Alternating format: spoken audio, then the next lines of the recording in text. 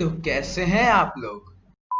Just kidding guys, आज का आपका एथिकल संपाई फिर से नए वीडियो के साथ। और पिछले वीडियो पे आपने जितना प्यार और सपोर्ट दिखाया वो देख के सही में दिल खुश हो गया। बहुत ज्यादा मोटिवेटेड फील कर रहा हूं मैं। And here we are again with an another anime review. No, actually another anime review. Let's get into it.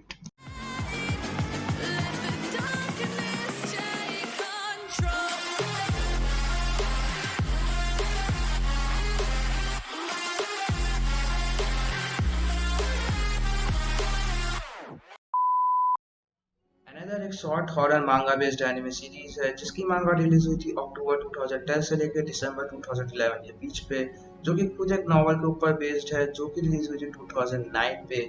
इस एनिमे को ओरिजिनल रन टाइम है जनवरी 10 2012 से लेकर मार्च 27 2012 तक, with air episode of 12 and an OVA जो कि 2 मंथ्स बाद मई 2012 में रिलीज हुआ था। अब हालांकि ओवीए बस एक एक्स्ट्रा इंस्टॉलमेंट का काम करता है फैंस के लिए, बट पिछले एनिमे की तरह इस एनिमे में भी इस ओवीए का बहुत ज्यादा इंपॉर्टेंट रोल है स्टोरी को फ्लो देने के लिए और मिस्ट्री को सॉल्व करने के लिए। इसके जॉनर की बात करो तो इसका जॉनर हॉरर फिक्शन थ्रिलर और मिस्ट्री जॉनर का है, जो कि ऑन एंड और बहुत ही ज्यादा स्ट्रॉन्ग और हार्ड जॉनर है स्क्रीन पे पेश करने के लिए, बहुत ही ज्यादा चैलेंजिंग रहता है। बट ये एनिमे इन तीनों जॉनर को बखूबी पेश करता है स्क्रीन पे, जिसके कारण इसको IMDb ने रेटिंग दी है 7.6 की, और माय एनिमे लिस्ट ने भी इसको एक सिमिलर रेटिंग दी है 7.61 की, विद अ रैंकिंग ऑफ 1271।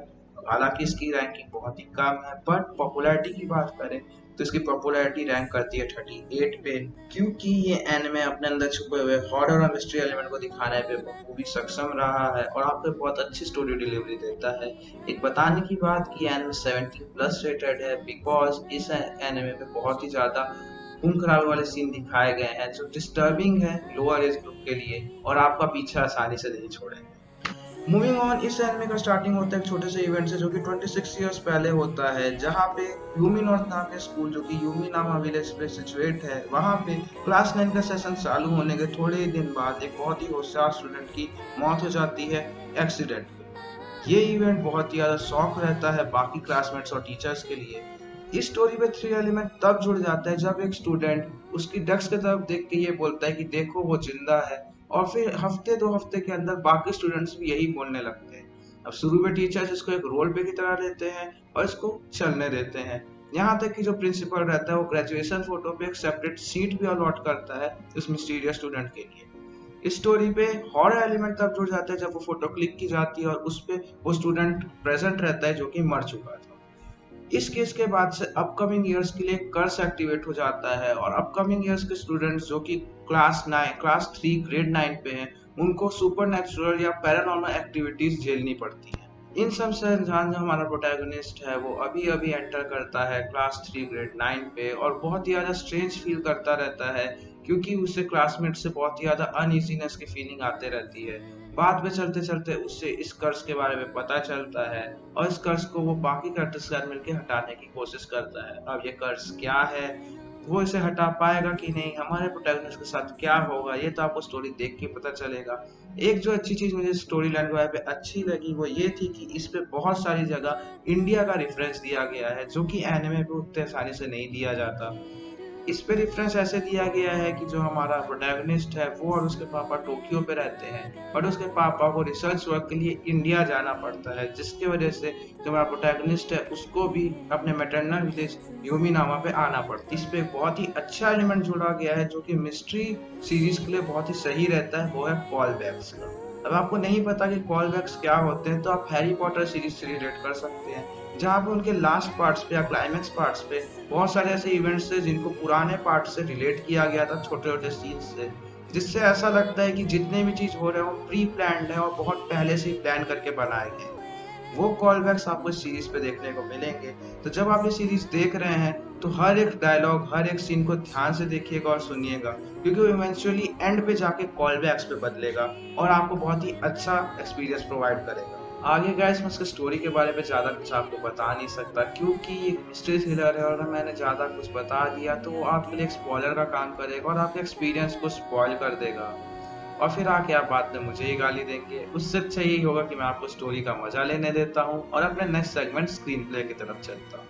इस एनिमे का screen play perfectly matching screen play है इसके स्टोरी लाइन के लिए, क्योंकि वो इसके स्टोरी लाइन को ना ही बस एक स्मूथ फ्लो देता है बल्कि इसके अंदर छुपे मिस्टीरियस एलिमेंट को भी बरकरार रखने में पूरा सपोर्ट करता है। इसके स्क्रीन प्ले पे एक बहुत ही अच्छा एलिमेंट है जो कि है इसकी सिनेमेटोग्राफी, जो ना ही बस इस एनिमे को एक प्रीमियम लुक देती है बल्कि इसके हॉरर सीक्वेंसेस को और ज्यादा इम्पैक्टफुल बनाने पे भी मदद करती है। कैसे? क्योंकि अगर आप कोई भी एक हॉरर सीरीज देख रहे हैं तो उस हॉरर सीरीज पे हॉरर सीन्स को बहुत ज्यादा अच्छा बनाने के लिए 3 चीज की जरूरत होती है। पहला, बैकग्राउंड म्यूजिक, जो कि ऐसा होना चाहिए जो एक अनइजीनेस पहले से ही फील करा दे व्यूअर्स को कि जब वो हॉरर सीन आए तो बहुत ज्यादा इम्पैक्टफुल लगे। दूसरा, कर्स रिलेटेड रेफरेंसेस जैसे कि डॉल्स, ब्रेकिंग ग्लास, जो कि आपके अंदर एक थ्रिल एलिमेंट क्रिएट करके रखे। और तीसरा, सबसे जरूरी, कैमरा कट सीक्वेंसेस, छोटे छोटे ऐसे सीक्वेंस जो कि इवेंचुअली हमारे बिग हॉरर सीक्वेंस की तरफ लीड करें, आपके अंदर एक क्यूरियस और मिस्टीरियस अप्रोच हमेशा बनाए रखते हैं। ये तीनों ही चीजों को इस एनिमे पे बहुत ही डिसेंट लेवल पे इम्प्लीमेंट किया गया है इसके सिनेमेटोग्राफी के थ्रू। साथ ही साथ एक एलिमेंट जो कि एक एनिमे को अच्छा या बुरा बनाने में बहुत बड़ा योगदान देता है वो है उस एनिमे का पेस। पेस से मेरा मतलब है कि हर एपिसोड पे स्टोरी कितनी आगे बढ़ रही है, कितना डाटा व्यूअर्स को दिया जा रहा है। पर्टिकुलरली इस एनिमे पे इसके स्क्रीन प्ले के कारण बहुत ज्यादा सपोर्टिंग पेस देखने को मिलेगा आपको, क्योंकि इस एनिमे में उतना ही डाटा दिया जाता है जितना जरूरी है, ना ही ज्यादा ना ही कम। और एपिसोड खत्म होने के बाद आपके अंदर क्यूरियोसिटी बनी रहती है कि आगे क्या होने वाला है, और एक मिस्टीरियस अप्रोच आपके अंदर रहता है कि अब ये हो सकता है या ये हो सकता है, जिसके चलते ये एनिमे आपकी अंडरस्टैंडिंग के साथ बहुत खेलता है। इन सब के बावजूद भी एक फील्ड है जहाँ पे एनिमे के स्क्रीन प्ले पूरी तरह से लैग कर जाता है, वो है इसके फोकस पॉइंट को एक्सपोज करने के लिए। एक मिस्ट्री सीरीज को अच्छा बनाने का मतलब ये नहीं है कि आप उसके अंदर छुपे पूरे एलिमेंट्स को छुपा के रखें, तब तो जब वो रिवील होंगे उनका कोई मतलब ही नहीं रह जाएगा।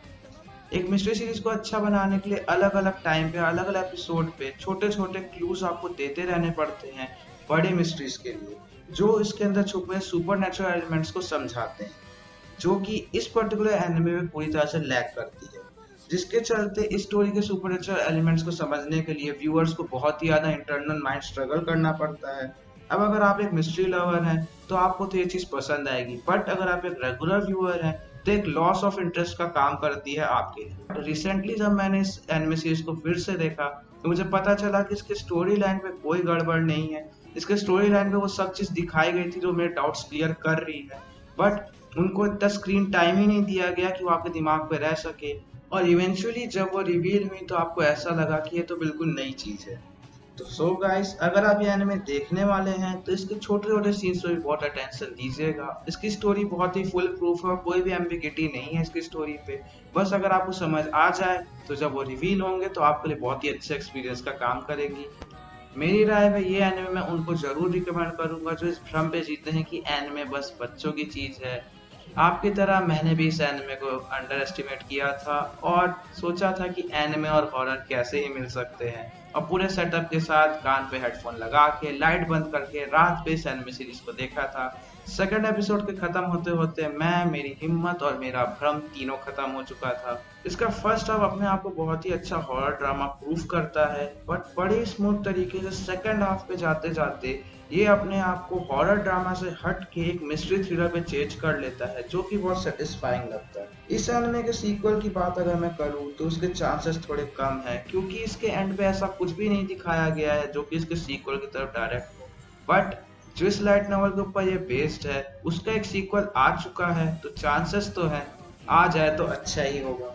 मैं इस एनिमे को एक रेटिंग दूंगा 8.3 आउट ऑफ 10 की, क्योंकि मुझे इसके अंदर का मिस्ट्री एलिमेंट अच्छा लगा और मैं इस मिस्ट्री एलिमेंट को पकड़ नहीं पाया था। इस एनिमे को कम रेटिंग देने के पीछे मेरे 2 रीजन है। पहला, कैरेक्टर डेवलपमेंट।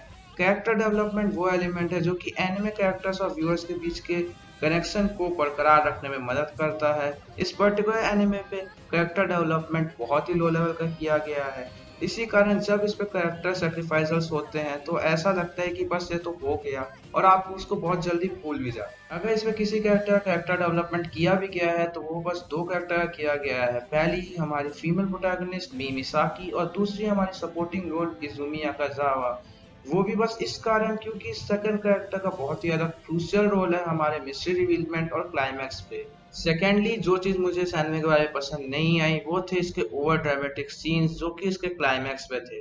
शुरू में एनिमे बहुत ही ज्यादा रियलिस्टिक लगता है और इसके सुपर नेचुरल एलिमेंट होने के बावजूद भी एक मेक बिलीव लगे रहता है कि हाँ ऐसा हो सकता है।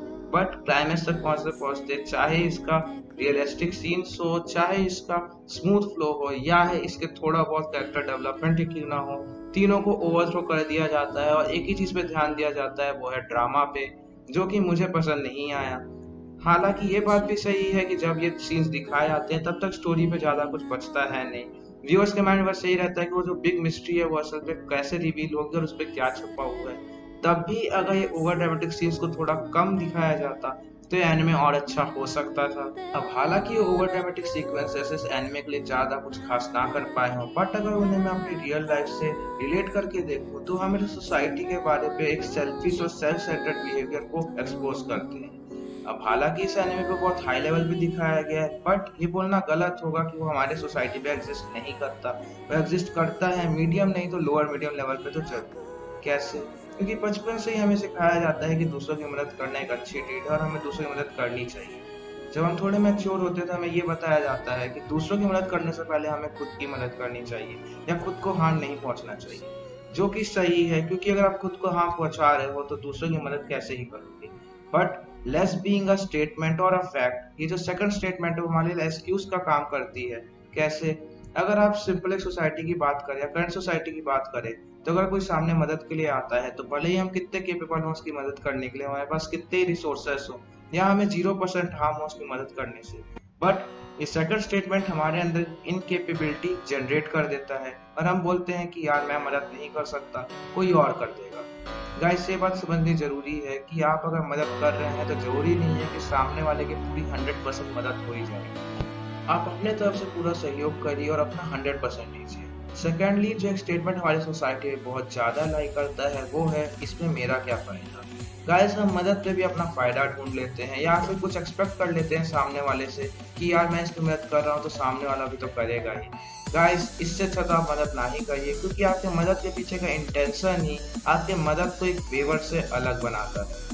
इसके साथ साथ ही अगर आप किसी की मदद कर रहे हैं, अगर आप आगे करेंगे तो आपके दिमाग में कभी भी ये थॉट नहीं आना चाहिए कि सामने वाले की फाइनेंशियल स्टेटस क्या है, उसका रिलीजन क्या है, उसका कास्ट क्या है या ऐसा ही कुछ। आपके दिमाग में बस एक ही चीज आनी चाहिए और वो है इंसानियत। अगर आप ये सोच के किसी की मदद करते हैं तो आप ये मान के रखिए कि आप अगर एक सक्सेसफुल इंसान ना भी हो बट आप एक इंसान जरूर बन चुके हैं और इस सोसाइटी में बहुत हाई स्पॉट पे लाई करते हैं। गाइस आज की वीडियो के लिए बस इतना ही। वीडियो पसंद आए तो वीडियो को लाइक करिएगा, चैनल को सब्सक्राइब करिएगा। अगर आपको ऐसे ही कंटेंट आगे चाहिए तो दोस्तों के साथ शेयर करिएगा और कमेंट करके बताइएगा कि वीडियो का मोटिवेशन और रिव्यू पार्ट आपको कैसा लगा। और जैसे कि मैंने पहले भी कहा था, अगर आप किसी मेंटल स्ट्रेस या इशू से गुजर रहे हैं तो प्लीज उसे किसी के साथ जरूर शेयर करिए। वो आपका फैमिली मेंबर हो सकता है, आपका दोस्त हो सकता है। अगर कोई आपकी बात सुनने को तैयार नहीं है तो कमेंट सेक्शन में बताओ यार, ये एथिकल सेंपाई आपके लिए हमेशा मौजूद है और हो सका तो आपके साथ एक टॉक सेशन भी रखेगा। दुखी मत रहो यार, हंसते रहो, मुस्कुराते रहो, एनिमे देखते रहो और दूसरों की मदद करते रहो। मैं मिलूंगा आपसे अगली वीडियो पे, तब तक के लिए your ethical senpai take a leave, peace out.